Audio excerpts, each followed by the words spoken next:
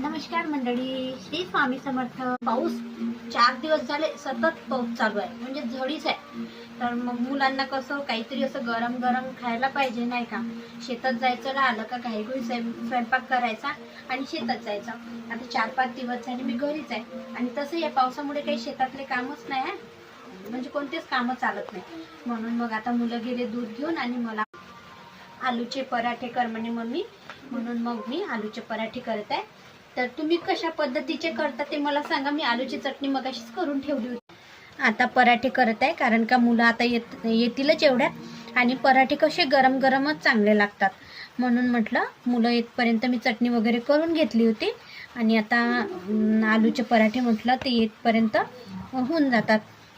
हिरव्या मिरच्या जर आलूच्या चटणीमध्ये टाकल्या ना तर ते चटणी कशी अशी पिवळी दिसते आणि ही पहा, ही लाल दिसत आहे, कारण का याच्यामध्ये तिखटाचं प्रमाण जास्त आहे.